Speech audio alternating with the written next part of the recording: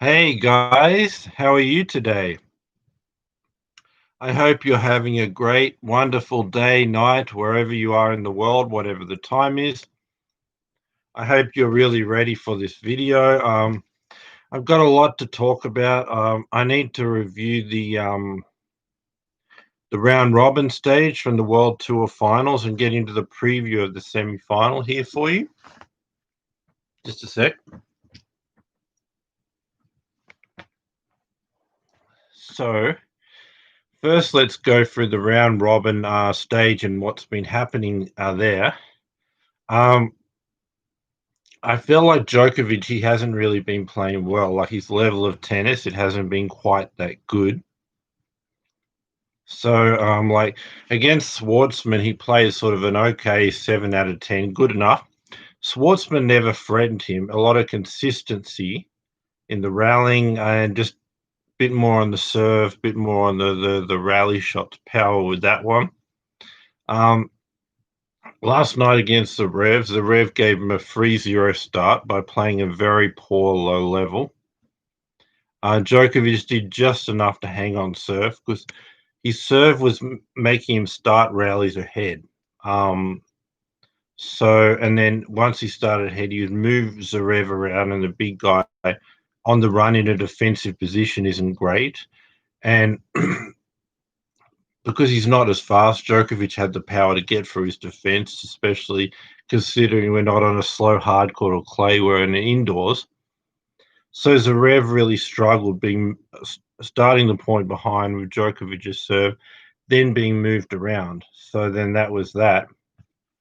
But sort of just an average, consistent level, nothing special. Um, then you saw his match against Medvedev. Basically, what Medvedev offers, he's basically like another Djokovic. He's like, I'm going to do everything that you're going to do, but I'm going to do it like when you were 23, 24, your prime. And it's just going to be exhausting because we're both going to be great at returning serve. There's going to be no free points in the rally. They're going to be brick walls defensively, and they're not going to give anything away. So the biggest thing is they don't have a big shot like a Nadal forehand or a Thiem forehand to end it. So it's just this exhausting rallies that never ends. They're like two human backboards, but the only difference is he's a younger version Medvedev and a 6'6" version, or a 200 and something centimeter version if you want to go in those measurements. So really, he was facing a younger version of himself, a fitter version of himself, and a taller version of himself. But the one thing Djokovic has on Medvedev is mentally. He's been there. He's won Grand Slams. He's much better on pressure. So that's how he can sort of discount for the others. But Medvedev just played a high level game. And also, I feel like they both don't have that strength of a huge big shot in the point for a great defender, which they both are, which you see Nadal with that advantage with the forehand at the French Open to get through Djokovic's defense, but neither have it.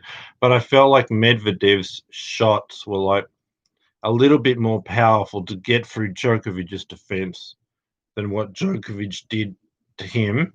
And in addition, Medvedev was a bit faster in the defensive positions, so he could take more power and get it back. Whereas if he would offer the same power to Djokovic, with his age and looking a bit tired, he's not quite able to offer the same speed as Medvedev there too. So when you combine a bit more power on the ground shots and a little bit more speed of the defensive sort of thing, and then he's starting points ahead more because he's serving much better than Djokovic too. There was just nothing that Djokovic could do, and he wasn't willing to just say, play someone who does to him what he does to them, but is younger and fitter, and just go through 3 hours of a battle where no one's given away any errors. It's almost impossible to hit a winner to end the point because the speed and the return of serve is great. And so you can't just hit a winner very well because neither guy has a huge power shot. Um, you're not going to get any errors, and the defense on both sides is great. But then, like I said, it required Djokovic just battling away. Um, knowing that just to get past Medvedev's defense is going to be hard. It's going to spend like huge long rallies for 3.5 hours. And then a lot of those rallies he would be behind because Medvedev would have a better serve. Physically, he was tired. He was not ready to do that. And Medvedev was. Like I said, when it comes to ending the points, Medvedev had a little more on the shot to end it. Then with Djokovic having less on the shot and a better, even better, younger defender, it was just too hard. So what Djokovic is doing there, he has to try all this stuff, like come to the net, do a drop shot. When you're not even in a position to come to the net in a 50-50 rally, just come to end the point because I can't really stay in this. I need to end it. Or I'll just try a drop shot to end it. But his shots are not really getting through Medvedev's defense. Whereas Medvedev on serve, he's either getting 3 points or short balls. So it's really easy to end the point. So those short points are going against Djokovic on Medvedev's service. But Djokovic didn't serve that great. So he was just having these long, lung busting rallies just to hold serve. And whenever he couldn't do it, he was at threat of breaking his serve. So he lost serve a number of times. But like I said, Zverev doesn't have that kind of defense, can't rally, be like a younger, taller version of Djokovic. He just can't. Schwartzman doesn't have enough power at all. So the point where like he's small and Djokovic has a bit of extra power on both the serve and the rally shot, kind of like what Medvedev has on him. So he was able to get through that. Medvedev's looking in great form. I mean, he played great in Paris. The first match against Zverev, he was a bit hot and cold. Um, yeah, that's true. But then by the second match, he caught on fire against Djokovic. I just went through that real high level. Played great yesterday against Schwartzman. So really, when you just think about it, Medvedev's pretty much on fire, playing great. And then who else are the other semi-finals? Well, Nadal played a really good level first match against Rublev. I mean, I feel like his serve was at a high level. This new improved serve was at the best level. The 1-2 punches he was getting, anything. If you're not able to return a ball at the back line, anything short, he's having time to just hammer forehands, 1, 2, 3 forehands. You could never sort of get back into the rallies. So that was so that's really like hard to play against. Then against Thiem, I mean, they both played at an extreme high level there. And basically Nadal's playing at a sort of 97, 98 out of 100. He's asking Thiem if you can be 100 out of 100, you can beat me. And Thiem was about 99 out of 100, 98. And then Nadal saying, you're going to need to keep that level, your best level of your career, which you maybe did against Djokovic at the World Tour Finals last year and Nadal at the Australian Open this year. And if you can be there in that level the whole time, you just beat me in 2 tie breaks. But if you get out of that 100 to 99, the margin's so small, you're only winning by 2 tiebreakers. Now you lose. So can you play at the 199, your best of your career, and do it for the whole match? And if you do, you'll just finish a few points ahead of me and win 7-6. If not, you're going to lose. That's the level Nadal brought. That's why he's won so much in his career, that level of consistency. But it's not one of Nadal's best few matches of his career. He can do that the whole tournament, most of his career. And this is even this on his worst surface. But coincidentally, Thiem did play one of his best 3 matches of his career, and it was just enough to win 7-6, 7-6. When it comes down to it, when he's at his best, Nadal's improved his serve, Thiem is even better. Nadal has that big, powerful forehand when he has time to get through the big swing. Thiem has it too, it's even more powerful. Nadal's improved his backhand, but Thiem's backhand now is so huge when he has time to set up. It's like Nadal's forehand on his weaker side. And then the speed, they've both got a lot of speed, but maybe Thiem's slightly ahead. So when he's got more power to get through the defender, and maybe Nadal's slightly slower now because he's older, it's a problem. Whereas for Nadal's got a bit less power than him, still power, but then a bit harder defender. It's harder to get through the defense. And as far as starting the points ahead, Thiem's more likely to have that too because he's got a better serve.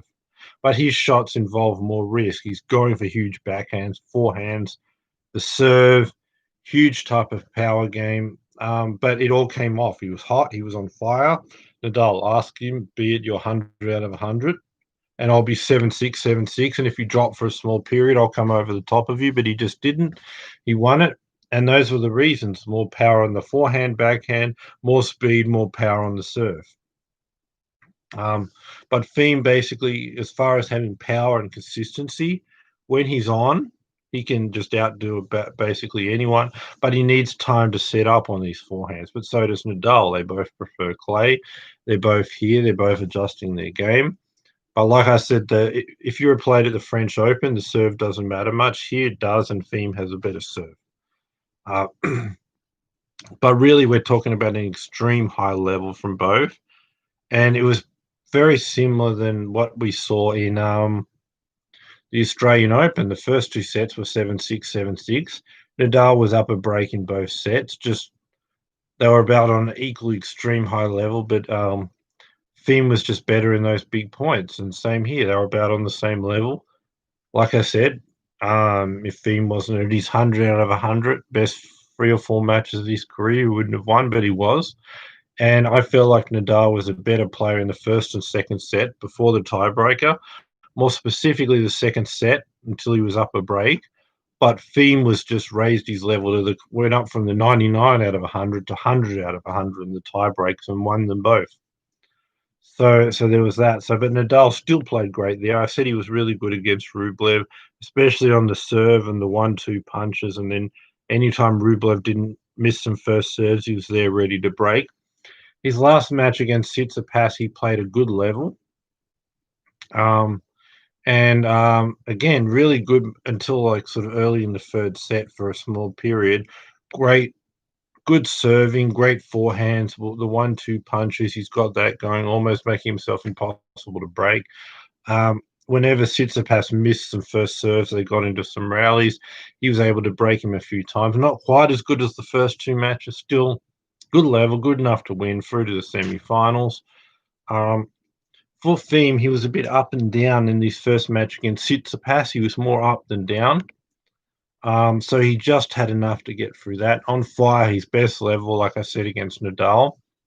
Then he was a bit off, even worse than the first match, I would say. But then Rublev was on fire in the last match. So basically, that's about it for the round robin. Now let's get into what's going to happen in the semi-finals. Now, the first one will feature Rafael Nadal against Daniil Medvedev. Now, Medvedev is playing at an extreme high level, I would suggest. But there's one thing about this matchup that will cause a problem for Medvedev. Like I'm saying, if he's playing against Djokovic, he can mirror Djokovic. He doesn't have that big sort of forehand to end the point, neither does Djokovic. He can do everything Djokovic does with a bit more speed and just make it these long, exhausting rallies and be younger than Djokovic, and then be starting more points ahead with an even better serve. And he's going to make Djokovic, as he does, struggle to end the point because he's got amazing defense, and Djokovic doesn't have that big shot to get through his defense.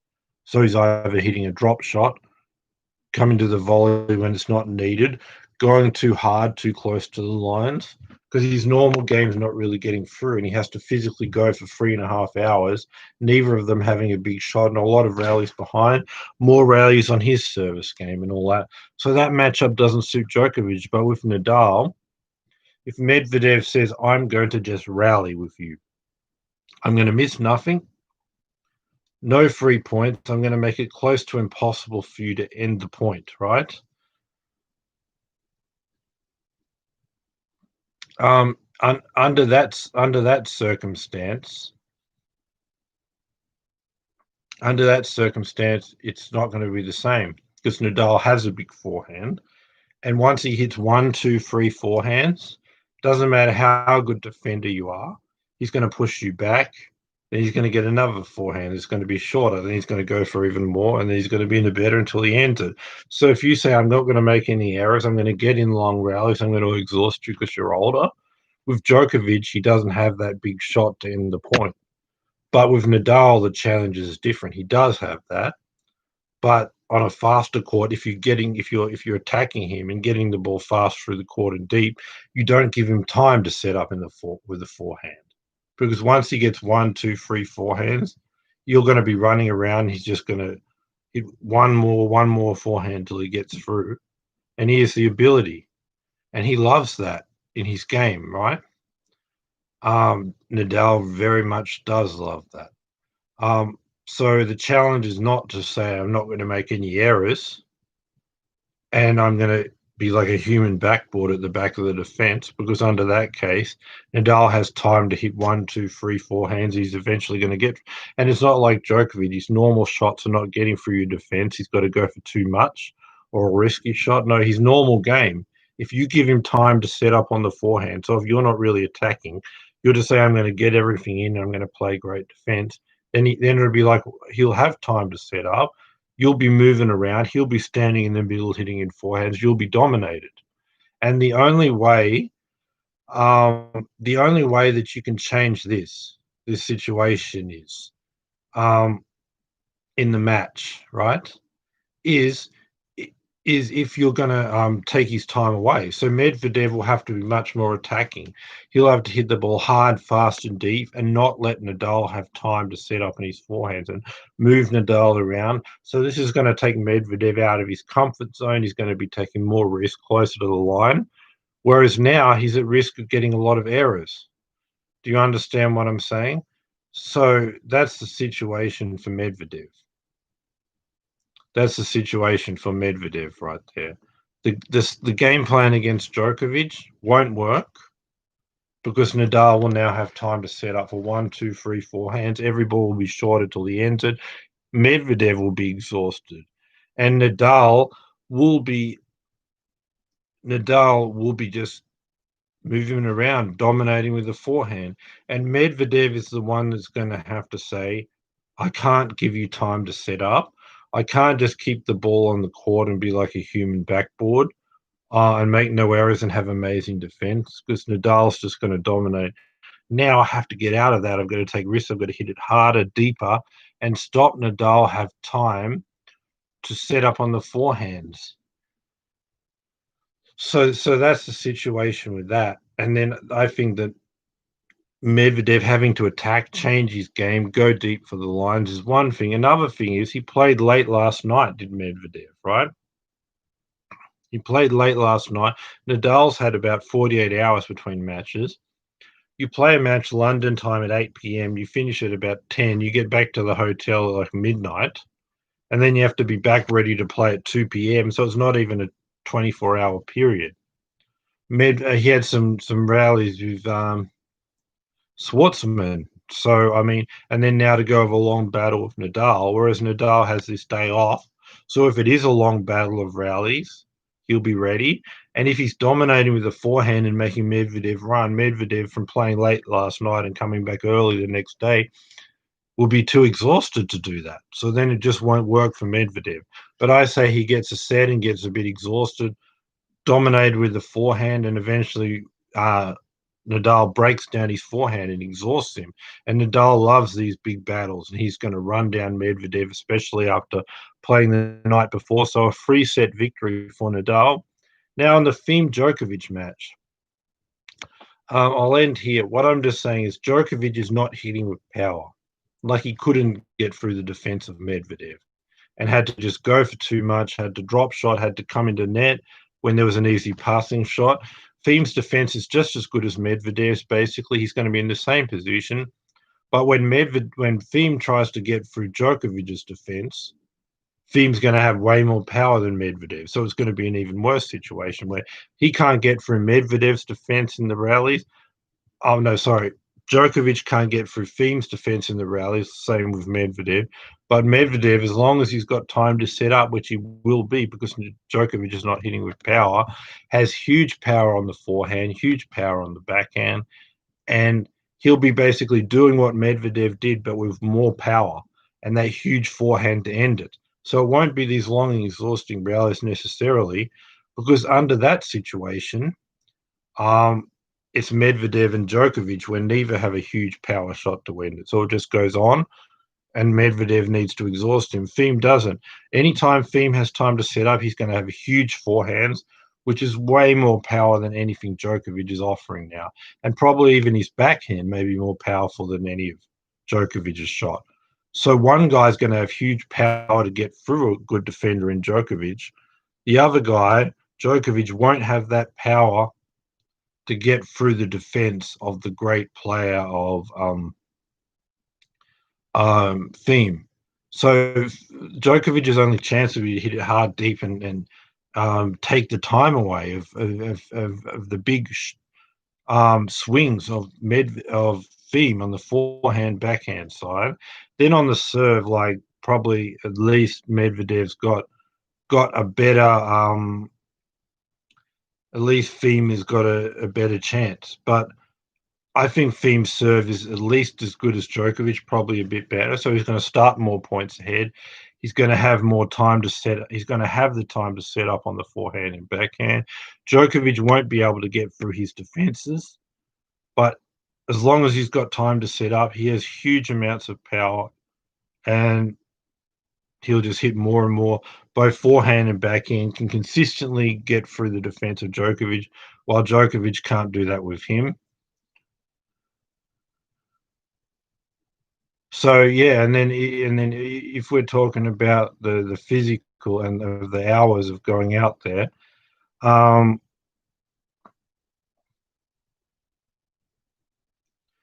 so yeah, when I really just think about that, I just think about Djokovic. He's not really going to have anything to go to. For him to win this, you'd have to be physically ready to go for hours. You'd have to be hitting the returns deep on the back line, most of his shots on the back line, taking the time away. From aggressive and power would have to be his best level defense, best level serving. You'd have to be doing all these things at a best level. But if he could play equal to Thiem, he wouldn't have the endurance. The thing is, it won't even get that far, like with Medvedev, because Thiem will constantly have the power to end the points, as I said. Djokovic won't. And it'll just, to me, it just appears to be a match of rallies that Djokovic doesn't have the endurance to be in and will be just completely overpowered. And the only chance that Djokovic has if Thiem has an off day and when he hits with the power makes a lot of errors, in that case, Djokovic can just play defense, get back the return of serves, get in the rallies, and hope for Thiem for goes for too much. That's his only route. It possibly could happen because Thiem didn't play great against Rublev. So if he plays like that and Djokovic is at a decent level, he'd have a chance under those. But he needs, if Thiem's not off, he's got no hope at all. And then the first match where sort of Thiem was up and down against Tsitsipas, Djokovic probably has a 40-45% chance against that level too. But against the level he brought to Nadal, no chance. But I'm going to say two close sets, something like 7-6 or 7-5, 6-4, somewhere around that. I'm going to give that one to Thiem. So it's going to leave us with a Nadal Thiem final. And I'll be back around this time tomorrow, perhaps about an hour later than this, and I'm going to preview the World Tour Finals, which I'm sure it's going to be Nadal and Thiem, a rematch.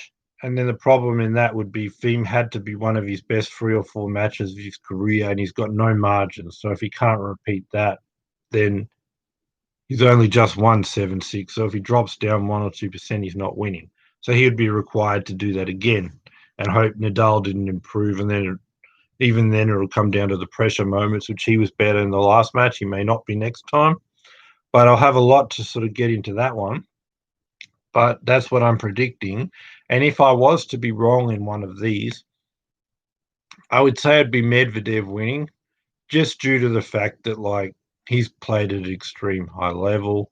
Nadal lost at someone playing at an extreme high level in Thiem. And somehow, if he could produce that top 10 out of 10 level, he would have a chance. So that's what I'm saying here. That's what I'm saying in this match. But I'm quite confident, especially that Nadal's going to, with his forehand and with the fact that Medvedev doesn't have huge power in attacking, to take Nadal's time away in the forehand. just when I look at all of this, I just think that what's going to happen in this situation is the fact that Medvedev will be in a position where he can't just keep the ball in all the time.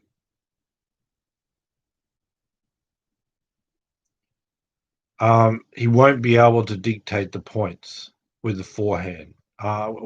Sorry, he will be able to, but Medvedev's going to have to say, I'm not doing the Djokovic strategy, getting everything in, no errors, running everything down, amazing defense, right? Because Nadal will just hit one forehand and another. He'll have time to set up, and you'll just be running. Nadal will be sitting in the middle hitting forehand. It's no risk because every time he hits a forehand, he gets in a better position, and then another one, it's shorter until he's ending the point, right? And then even if he's still struggling getting through, he'll have control of the point. It won't be over. But Nadal has a better chance once he's got control of the point to come into the net to end it. He does that better than Djokovic too. So he'll get control, get to the point where it's 90% finished with having time to set up on the forehand and then come into the net and end it. Whereas Djokovic didn't have that huge forehand to get through the defense to get control of the point and doesn't have the net game to finish it off. But he'll have to take risks and he'll have to go for the back line and he'll have to move Nadal around and play with much more power and dictate and the serve and stop Nadal to have time to set up on the forehand.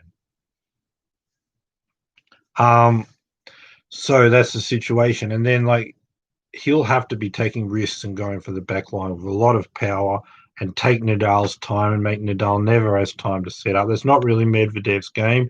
It's to just keep everything on the court and run. But then Nadal has time to move him around with the forehand.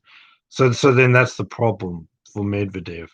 But because he's playing so well, he may be able to take risks, go for the lines, move Nadal around, take his time away. But if not, it's going to be after playing the night before and Nadal rested.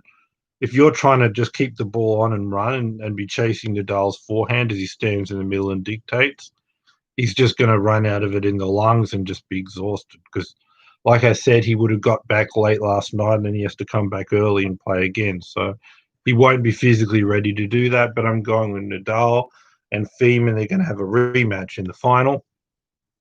Don't forget to subscribe. Give me the thumbs up, bell notification.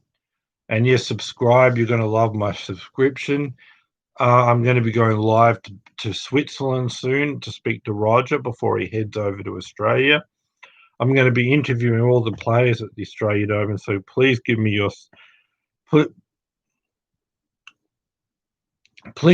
subscription, and then I'll have a lot to say.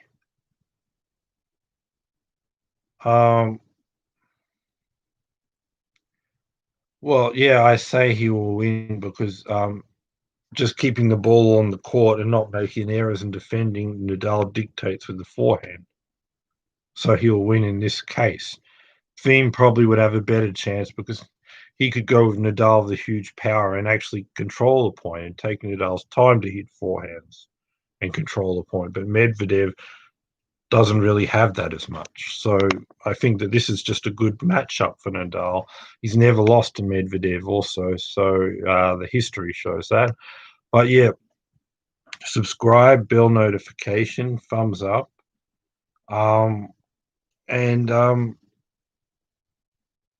Yeah, I'll see you soon. I'll see you around this time tomorrow for the final, the preview. Bye for now, and see you tomorrow, hopefully. And don't forget to subscribe and like the video. Bye for now.